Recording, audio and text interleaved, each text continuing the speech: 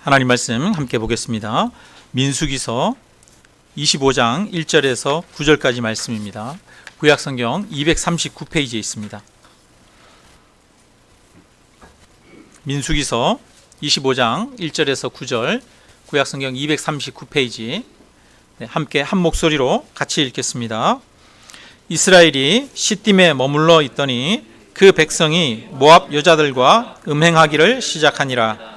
그 여자들이 자기 신들에게 제사할 때에 이스라엘 백성을 청하매 백성이 먹고 그들의 신들에게 절함으로 이스라엘이 바알 부올에게 가담한지라. 여호와께서 이스라엘에게 진노하시니라. 여호와께서 모세에게 이르시되 백성의 수령들을 잡아 태양을 향하여 여호와 앞에 목매어 달라. 그리하면 여호와의 진노가 이스라엘에게서 떠나리라. 모세가 이스라엘 재판관들에게 이르되 너희는 각각 바알 부올에게 가담한 사람들을 죽이라 하니라.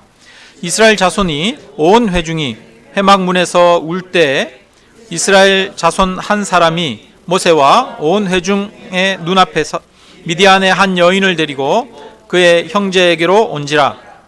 제사장 아론의 손자 엘르아살의 아들 비느하스가 보고 회중 가운데에서 일어나 손에 창을 들고 그 이스라엘 남자를 따라 그의 막사에 들어가 이스라엘 남자와 그 여인의 배를 꿰뚫어서 두 사람을 죽이니 연병이 이스라엘 자손에게서 그쳤더라.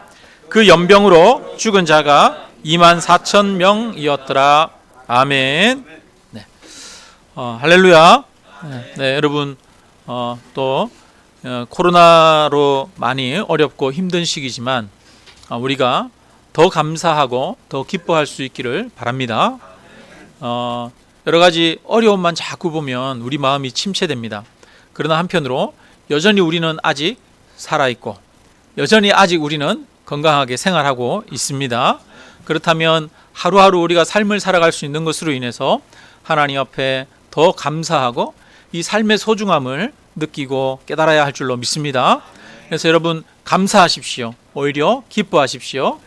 또 어려운 시기에 침체되지 말고 우리가 그런 더 근본적으로 지금 현재 내게 주신 하나님의 은혜를 고백하는 삶이 되어야 할 줄로 믿습니다.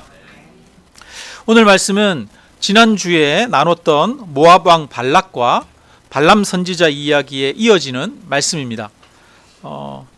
이스라엘 백성들이 그동안에 광야에서 40년 동안 이렇게 지내다가 이제 가나안 땅에 들어가기 시작했는데 가나안 땅으로 들어가면서 연전연승했습니다. 가는 전쟁마다 이기기 시작했어요. 아마 이스라엘 백성들도 자기들이 이렇게 계속 전쟁에서 이기고 땅을 정복하고 그러면서 스스로 자기들도 놀라지 않았을까 이런 생각이 듭니다. 요즘 우리나라 사람들이 많이 그렇죠. 우리나라 사람들이 우리 스스로에 대해서 많이 놀라지 않습니까? 어떻게 우리나라 가수들이 이 세계적으로 이렇게 유명한 가수들이 되지? 미국의 빌보드 차트에 1위를 차지하지? 그러면서 우리 스스로 놀라게 되는데 아마 이스라엘 백성들도 그동안에 광야에 있으면서 굉장히 힘들고 어렵다가 승리를 계속 경험하면서 스스로 자신들의 능력에 많이 놀랐을 것입니다. 주변 나라들이 이스라엘 백성들을 두려워하기 시작했습니다. 모압 왕 발락은 이런 이스라엘과 충돌하는 게 두려웠습니다. 전쟁을 대놓고 이렇게 하자니 두렵고 그래서 이스라엘 백성들을 어떻게 하면 좀 안 되게 할까 고민하다가 영적인 방법을 선택하기로 했습니다. 그래서 그 당시에 여러 나라에 걸쳐서 가장 유명한 발람 선지자라고 하는 사람을 불러서 이스라엘을 저주해 달라고 그렇게 했습니다. 그렇게 해서 발람 선지자가 왔는데 이스라엘을 저주하기는커녕 오히려 이스라엘을 축복합니다. 그러면서 발람 선지자가 말합니다. 이스라엘을 해할 점술이 없고 이스라엘을 해할 복술이 없도다 이렇게 말합니다. 세상에 그 어떤 방법으로도 이스라엘을 무너뜨리거나 해할 수가 없다 이런 이야기를 하게 됩니다. 왜냐하면 하나님께서 이스라엘 백성들과 함께 하시기 때문입니다. 모압 왕 발락은 군사력으로도 이스라엘을 이길 수 없고 점술이나 복술로도 이스라엘을 무너뜨릴 수가 없었습니다. 외부적인 압력이나 힘을 통해서는 이스라엘을 이길 수가 없었습니다. 왜냐? 하나님이 그들과 함께 하시기 때문입니다. 그렇다면 오늘날 그리스도인들도 마찬가지입니다. 오늘날 그리스도인들을 무너뜨릴 수 있는 것은 없습니다. 우리가 하나님 안에서 예수 그리스도를 붙들고 살아갈 때에 우리는 세상에서 넘어지는 것이 아니라 세상에서 이기는 자가 될 줄로 믿습니다. 그리스도인들을 향해서 세상을 이기는 자들이라고 그럽니다. 온갖 핍박이나 박해에서도 불구하고 이스라엘 백성들은, 그리스도인들은 믿음을 지켰습니다. 이런 이스라엘 백성들을 무너뜨릴 수 있는 방법이 무엇일까요? 발람 선지자는 이 예언을 하고 나서 바로 떠난 것이 아니라 이 모압 왕에게 한 가지 힌트를 준 것 같아요. 그래서 신명기에 보면 발람의 꾀를 따라 이렇게 말합니다.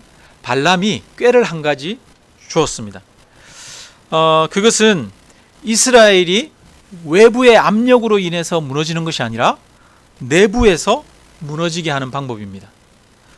때로는 외부의 공격보다도 더 무서운 것이 내부의 분열이나 죄악이 될 수도 있습니다.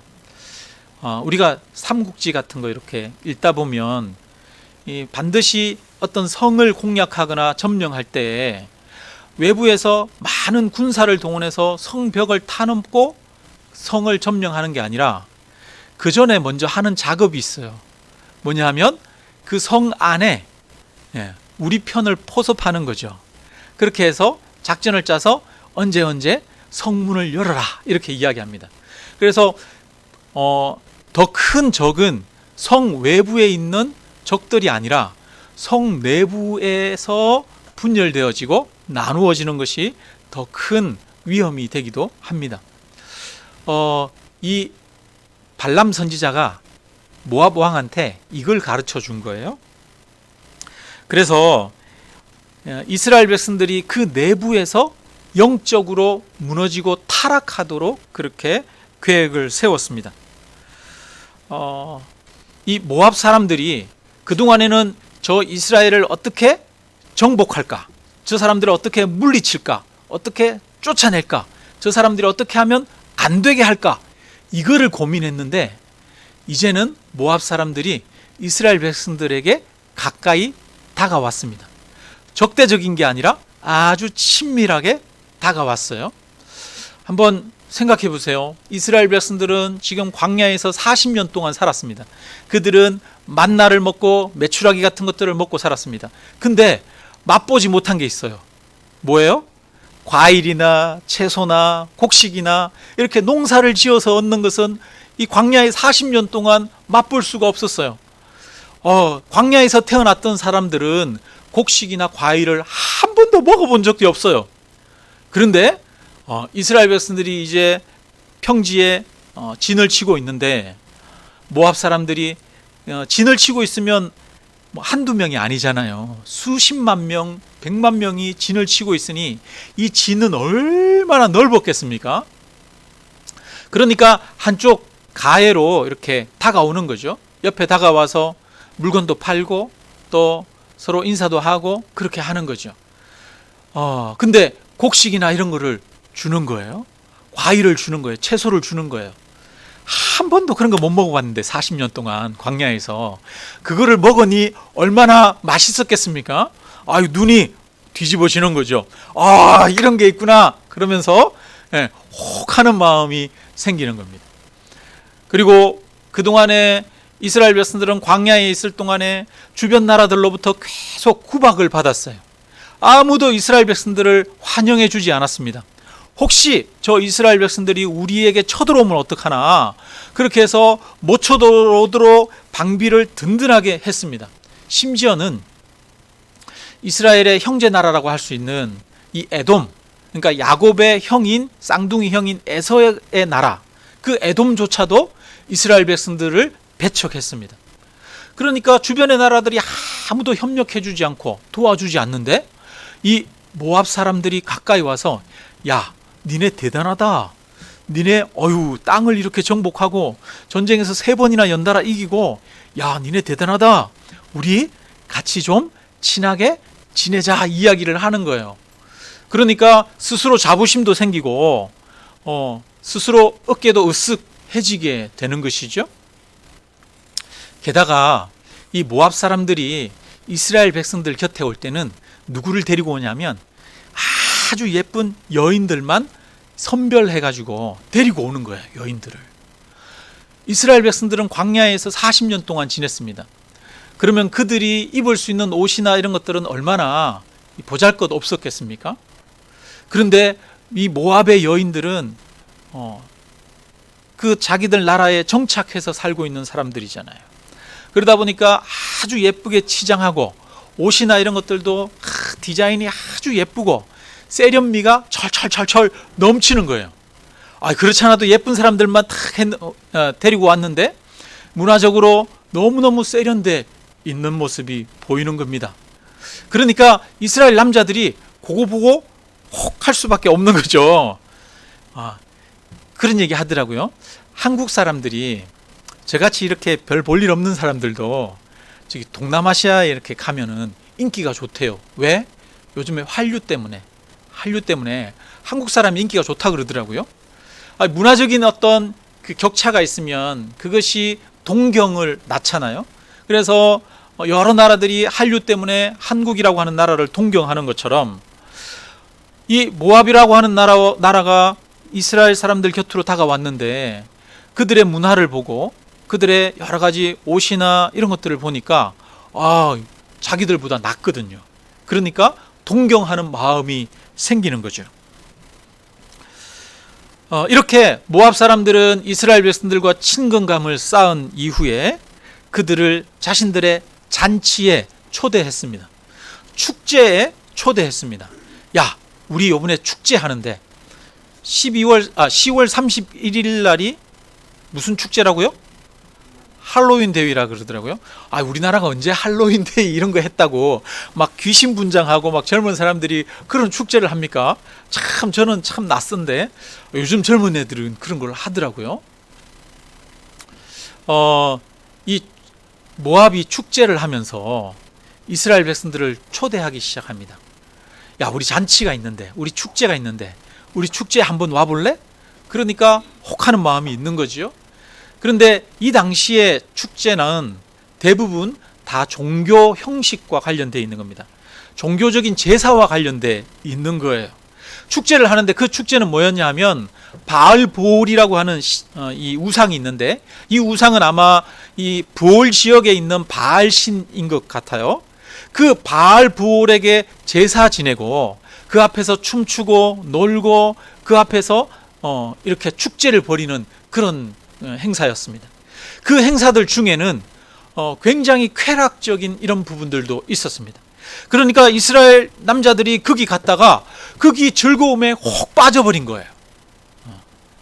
그러면서 이 이방 우상 바알보올에게 절하기도 하고 심지어는 이 모압 여인과 교제하면서 모압 여인과 연애하고 결혼까지 하는 경우들이 생겨난 것입니다.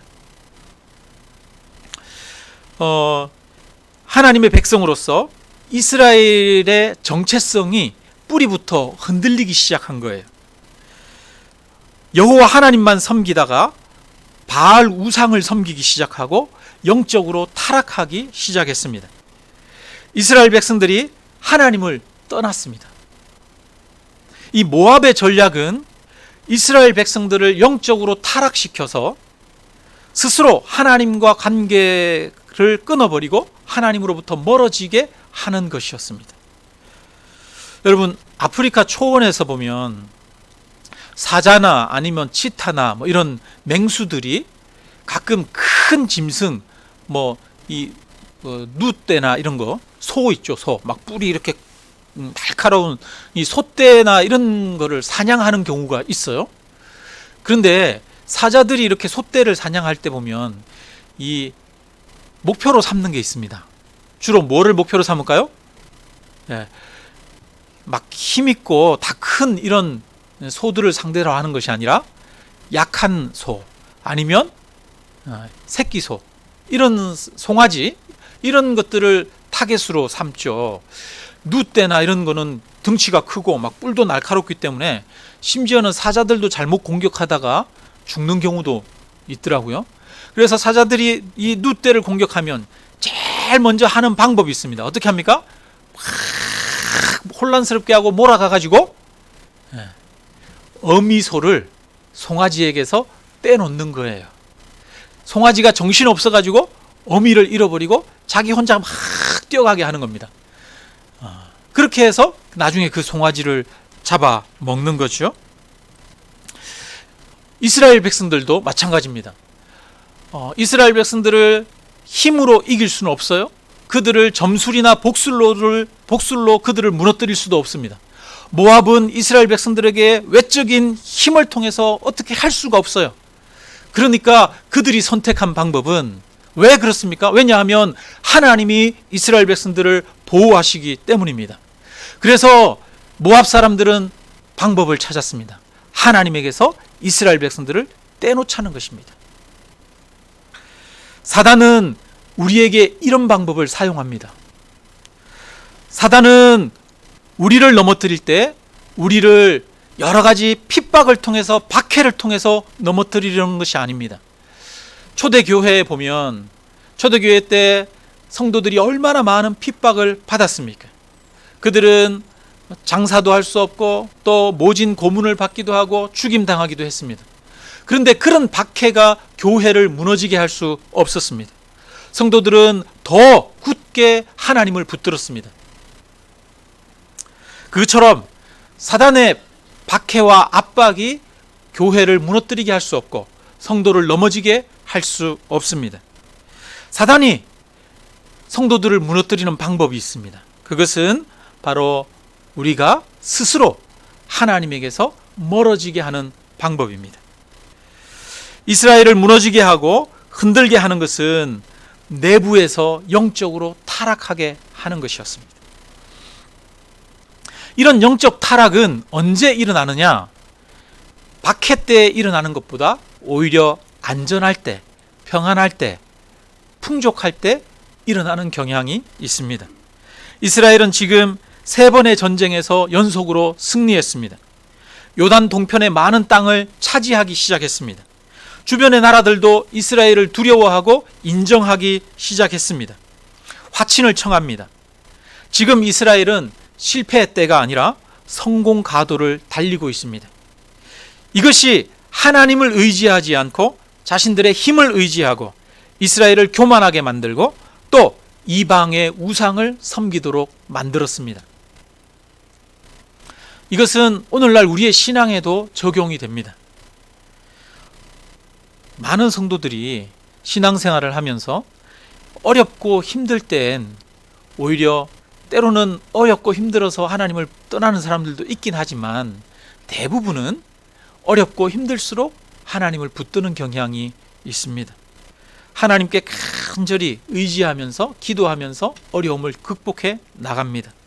그런데 어려운 것들이 좀 해결되고 어느 정도 성공을 맛보고 이제는 좀 살만하다 그러면 그때는 뭐가 보이기 시작해요? 세상에 친구들이 보이기 시작하고 세상에 재미있는 것들, 즐거운 것들이 보이기 시작합니다. 그래서 주일에 교회 왔는데도 빨리 가서 친구들 만날 게 생각나고 어떤 사람들은 주일에 교회 오면서 차 뒤에다가 골프 채를 탁 싣고 빨리 일부 예배 드리고 바로 필드로 나가는 사람들도 많다고 합니다.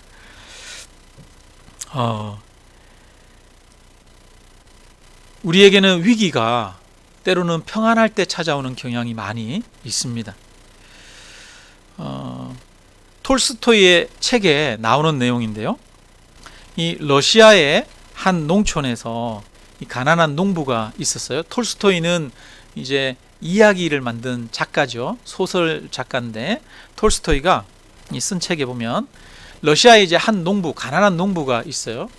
이 가난한 농부는 겨우겨우 이제 열심히 일해서 먹고 삽니다. 그래서 새벽부터 일찍 나가서 하루 종일 열심히 일하면서도 날마다 감사한 마음으로 그렇게 살아갔습니다. 점심때가 되면은 준비해 왔던 도시락을 이렇게 먹고 또 하루 종일 일하고, 그럼에도 불구하고 항상 기쁨에 또 희망에 차 올랐습니다. 마귀가 이 농부를 무너뜨리고 싶었어요. 이 농부를 타락시키고 싶었어요. 그래서 이 농부를 어떻게 하면 타락시킬까 하다가 이 가난한 농부의 그 밥을 빼앗기로 했습니다. 그래서 농부가 하루 종일 아침부터 일찍 나와서 일하는데 농부의 도시락을 훔쳐가 버린 거예요. 그러니까 이 농부가 점심때 배가 너무 고파서 왔는데 도시락이 없어요? 그러면 우리가 막 욕할 텐데, 이 농부가 아유, 나보다도 더 힘든 사람도 있나 보네, 그 사람이 가져갔나 보네, 그리고 그냥 물로 배를 채우고 불평하지 않고 원망하지 않고 일을 하기 시작하는 겁니다. 마귀가 이 농부를 죄 가운데 빠뜨리는데 실패했어요. 대장 마귀가 이 쫄병 마귀를 막 혼냅니다. 왜 그렇게밖에 못하냐고, 그 농부를 못 넘어뜨리냐고 막 이렇게 이 책망을 했더니 다시 이 쫄병 마귀가 작전을 짭니다. 그래서 이번에는 그 집에 머슴으로 자기가 들어가기로 합니다. 그래서 농부한테 부탁해서, 농부님, 내가 선생님 집에 도와드릴 테니까, 일 도와드릴 테니까 나한테 밥만 좀 주십시오. 다른 건 안 주셔도 됩니다. 그렇게 해서 그 집에 가서 열심히 일을 해서, 그리고 그 집에 농사가 잘 되게 했어요. 그래서 그 농부가 여유가 생겼습니다. 여유가 생기니까 이 마귀가 이야기를 합니다. 농부님, 이렇게 쌀이 남았는데 이 남는 쌀을 그냥 두면 뭐 하겠습니까? 이 쌀로 막걸리를 좀 빚으십시오. 이렇게 이야기한 거예요.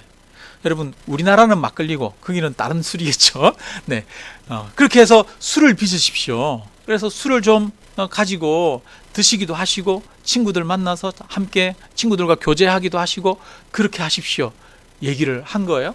그래서 농부가 술을 빚어서 술을 먹기 시작하고 친구들과 흥청망청 놀기 시작했습니다. 그러면서 그 안에 온갖 악한 것들이 나타나기 시작했습니다. 그래서 이 농부의 타락을 그 대장 마귀가 보게 되었어요. 그러면서 이 대장 마귀가 쫄병 마귀에게 묻습니다. 야, 너 어떻게 그 지난번에 실패했는데 이번에는 그 농부를 타락시켰느냐, 어떻게 성공했느냐 물었더니 이 쫄병 마귀가 말합니다. 저는 농부에게 필요한 것보다 조금 더 넉넉하게 주었을 뿐입니다. 이렇게 말했다는 거예요. 이게 톨스토이의 소설에 있습니다. 여러분, 톨스토이가 우리 인간의 모습을, 인간의 하는 행동을 정말 잘 파악한 거죠. 인간의 마음을 꿰뚫어 보고 있습니다. 사람들은 어려움 때문에 타락하는 것이 아니라 오히려 풍족함 때문에 타락한다는 것입니다. 그것처럼 우리들은 세상적으로 풍성할 때 영적으로 타락하게 됩니다. 평안할 때 오히려 하나님에게서 멀어지는 경우가 많습니다. 근데 이렇게 내적으로 부패하고 타락하는 것을 예수님도 경계하셨습니다. 그래서 예수님도 너희는 바리새인의 누룩과 헤롯의 누룩을 조심하라고 합니다. 여러분, 누룩이 뭡니까? 이스트죠. 이 빵이나 밀가루를 부풀게 하는 게 누룩이지 않습니까? 그 작은 누룩을 가루에다가, 이 가루통에다가 넣으면 통 안에 있는 모든 밀가루가 다 부풀어 오릅니다. 부패해 버리는 것이죠. 그래서 너희는 부패하는 것을 조심하라고 합니다. 바리새인의 누룩과 사두개인의 누룩을 조심하라고 합니다. 외적인 공격을 조심해야 되는 것이 아니라, 오늘날 교회들이 조심해야 되는 것은 코로나 때문에 세상 사람들이 비난하는 것을 조심해야 되는 것이 아니라 우리 스스로 하나님에게서 멀어지는 것을 조심해야 하는 줄로 믿습니다. 그러면 바리새인의 누룩은 뭐고 헤롯의 누룩은 무엇입니까? 바리새인의 누룩은 종교적인 형식주의에 빠지는 겁니다. 헤롯의 누룩은 세속주의에 빠지는 겁니다. 교회가 구원의 참된 복음과 하나님의 은혜와 십자가 은혜와 그 사랑이 없이 형식적으로 흘러가는 것이 문제입니다. 그렇게 되면 예수 그리스도의 십자가 은혜가 우리 안에 없어요. 내가 죄인이라고 하는 의식이 없어요.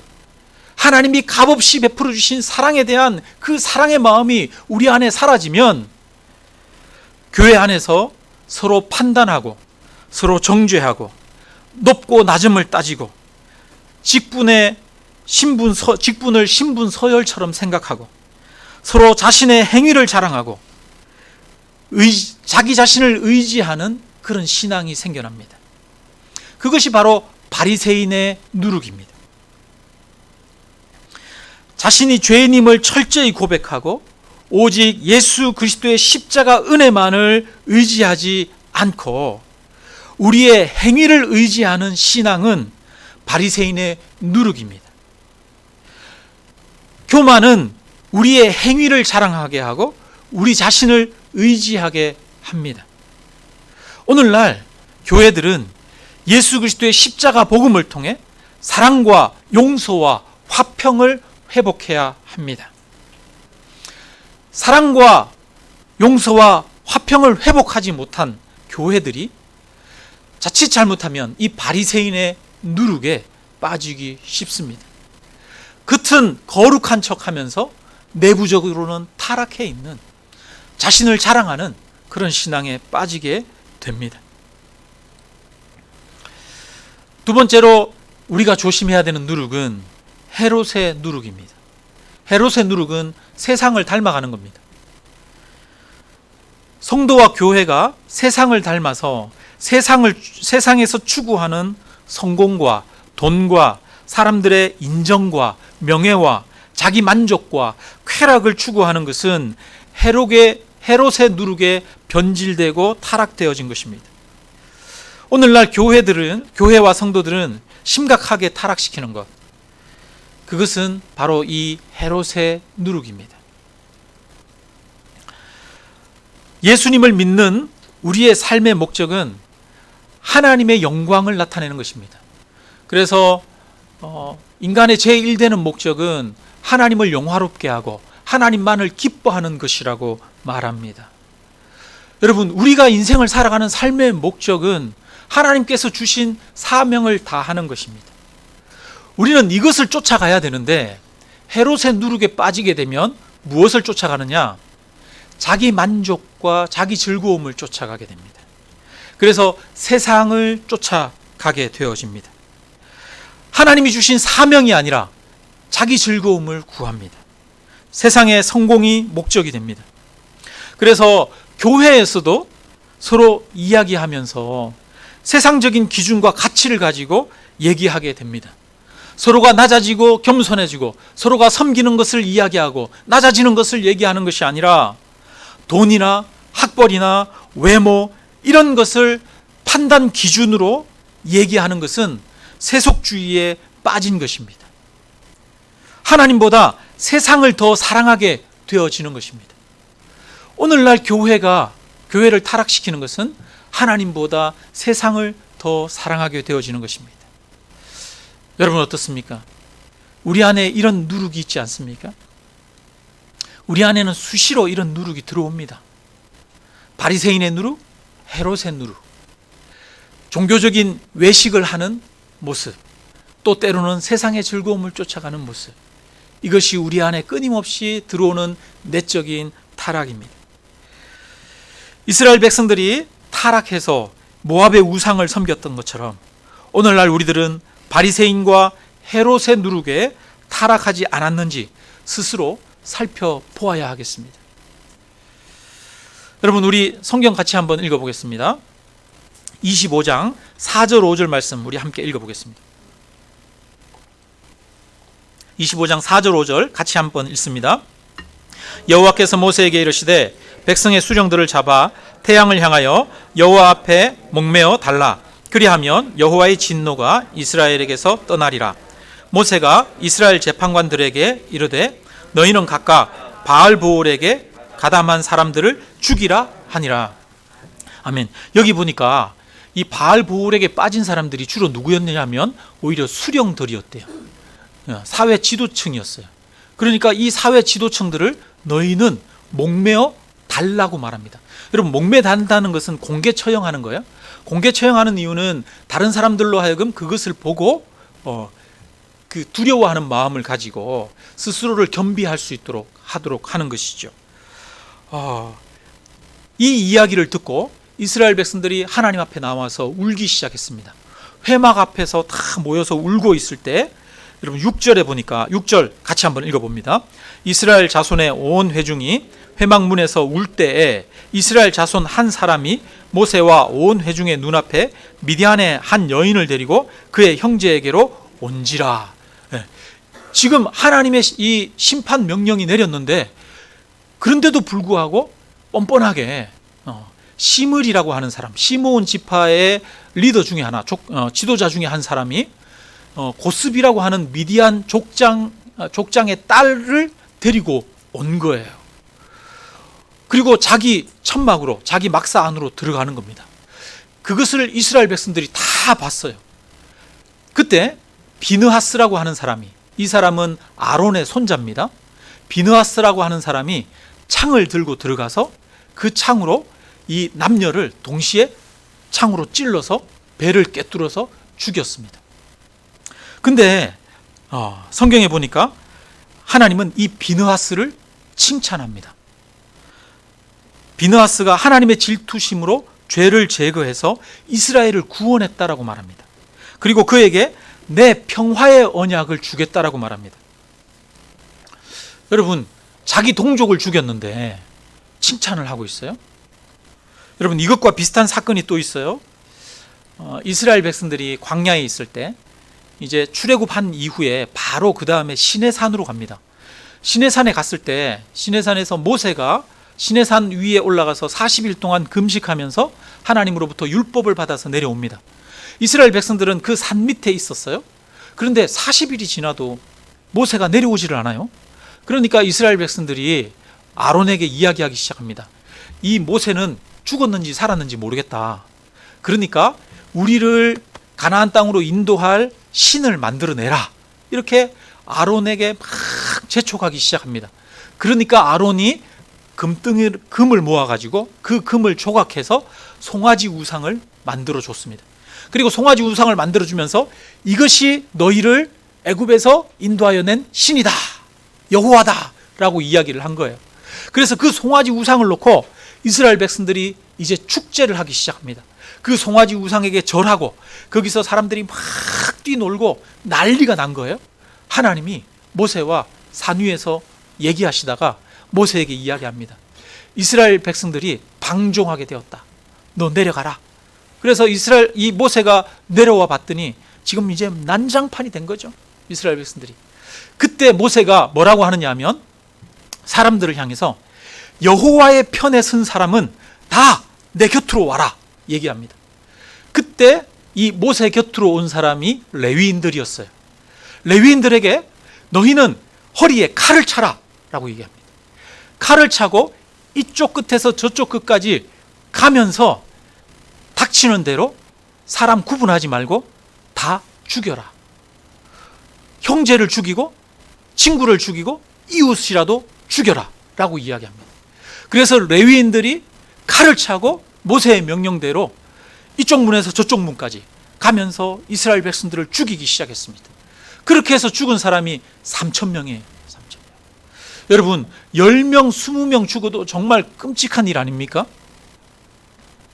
테러로 어디 나라에 10명, 20명만 죽어도 엄청 끔찍한 일인데, 지금 같은 동족이 자기 친구인지 아니면 친척인지 이웃인지 구분 안 하고 그냥 닥치는 대로 죽인 거예요.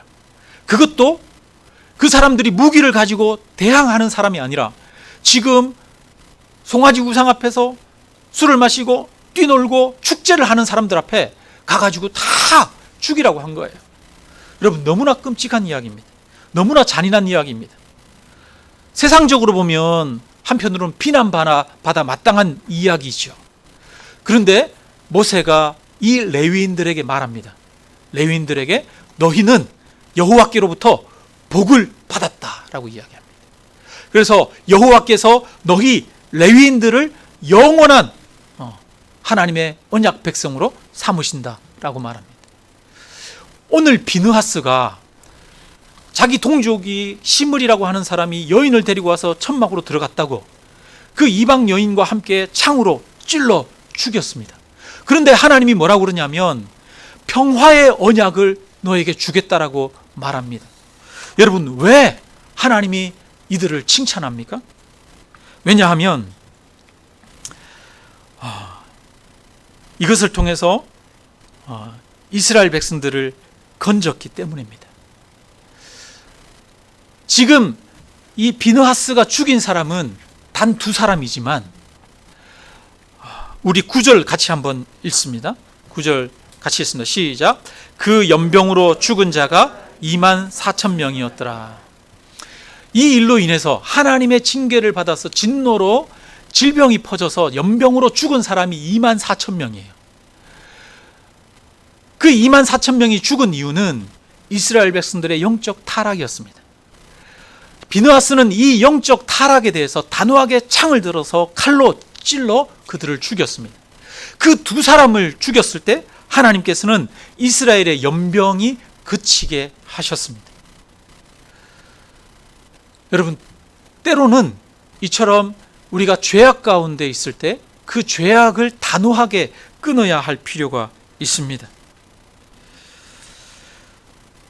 창으로 동족을 찔러 죽이는 것은 너무 끔찍한 일이지만 오히려 이스라엘 백성들 전체를 구원한 사건입니다. 그래서 하나님의 진노가 멈춰지고 이스라엘 백성들을 살렸습니다. 이것처럼 우리들 또한 단호하게 창을 들고 칼을 들어야 합니다. 죄를 끊어야 합니다. 죄를 끊기 위해서는 이처럼 단호함이 필요합니다. 그런데 여러분, 이런 단호함을 가지기가 참 어렵죠. 우리는 은근슬쩍 물에 물 탄 듯이 우리의 죄를 허용하고 넘어갑니다. 다음에 그렇게 미룰 때가 많습니다. 또 때로는 마음은 원이로되 육신이 약하다라고 스스로 핑계댈 때가 너무나 많습니다. 그런데 하나님은 단호하게 끊어낼 것을 요구하십니다. 오늘 비느하스가 창으로 시므리와 고스비를 동시에 찔렀습니다. 비느하스가 찌른 그 창에 찔려야 할 사람은 바로 우리들 자신입니다. 여러분, 창을 들고 여러분 다른 사람을 찌르지 마십시오. 누구를 찔러야 돼요? 나를 찔러야 됩니다. 세상의 유혹에 넘어지고 하나님 아닌 다른 것을 의지하며 섬기고 있는 우리 자신들을 향해서 그 창을 단호하게 찔러야 합니다. 예수 그리스도의 십자가 복음만 붙들고 나가지 못하고 자기 이기심으로 나라고 하는 나의 우상을 섬기며 세상의 욕심과 즐거움을 포기하지 못하고 하나님의 영광을 위해 걸어가지 않고 여전히 한 손에 세상을 바라보고 있고 세상을 쥐고 있는 우리들이 그 비느하스의 창에 찔려야 하는 사람들입니다.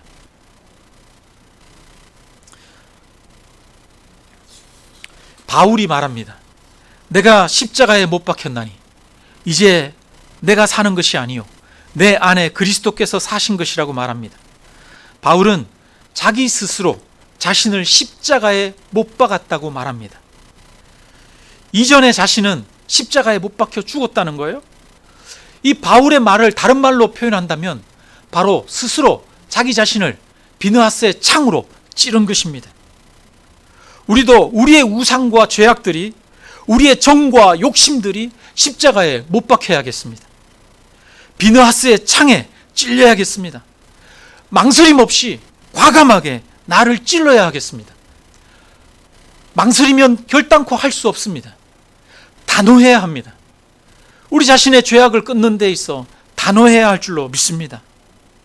우리가 하나님 앞으로 나아가는 데 있어서 더욱더 단호하게 되어지시기를 바랍니다. 12절에 우리 같이 한번 읽어보겠습니다. 12절 같이 읽습니다. 그러므로 말하라. 내가 그에게 내 평화의 언약을 주리니. 하나님이 비느하스에게 평화의 언약을 주신다는 겁니다. 이것은 왜 평화의 언약이라고 할까요? 왜냐하면 비느하스가 창으로 찔러서 죄를 제거함으로 연병이 그치고 이스라엘과 하나님 사이에 이 멀어졌던 사이가 다시 회복되었기 때문입니다. 하나님과 이스라엘 백성들 사이에 평화가 이루어졌기 때문입니다. 이처럼 여러분, 우리들도 하나님과 새롭게 평화가 이루어져야 합니다. 하나님과의 관계가 회복되어져야 합니다. 바라기는 저와 여러분의 관계가 이 비느하스의 단호함으로 인하여 바로 우리 자신의 죄악을 단호하게 제거하는 것을 통하여 회복되어지기를 주님의 이름으로 축원합니다. 이 평화의 언약을 완성하신 분이 예수님이시죠. 여러분, 예수님은 우리의 죄를 짊어지셨습니다. 그리고 우리의 죄를 대신 짊어지시고 십자가에 못 박히시고 창으로 옆구리를 찌르셨습니다. 예수님은 다른 사람들을 창으로 찌른 것이 아니라 자신의 모든 사람들의 죄를 대신 담당하셔서 스스로 자신이 창에 찔리셨습니다. 그래서 우리 인간들을 향한, 죄인들을 향한 하나님의 진노를 그치게 하시고 우리가 하나님과 평화를 누리고 하나님의 자녀가 되어 구원 얻게 하셨습니다. 이 예수 그리스도를 저와 여러분도 날마다 바라보시기를 주님의 이름으로 축원합니다. 그래서 우리도 우리 자신을 십자가에 못 박게 되어지기를 주님의 이름으로 축원합니다. 말씀을 마칩니다. 우리가 경계해야 하는 것은 외적인 박해가 아니라 내적인 타락입니다. 우리가 조심해야 할 타락은 자기 행위를 의지하는 바리새적인 신앙과 세상을 사랑하는 세속주의입니다. 우리 안에 자신을 의지하는 마음과 세상을 사랑하는 그 마음을 비느하스의 창으로 찌르는 역사가 있기를 주님의 이름으로 축원합니다. 오직 하나님만 바라보고 나아갈 때 하나님이 저와 여러분을 가까이 하시고 하나님이 저와 여러분의 보호자가 되시고 인도자가 되셔서 모든 외적인 박해와 압박으로부터 이스라엘을 보호하셨던 것처럼 저와 여러분을 보호하실 줄로 믿습니다. 하나님과 화평하는 저와 여러분 되시기를 주님의 이름으로 축원합니다. 우리 함께 찬양 드리겠습니다. 149장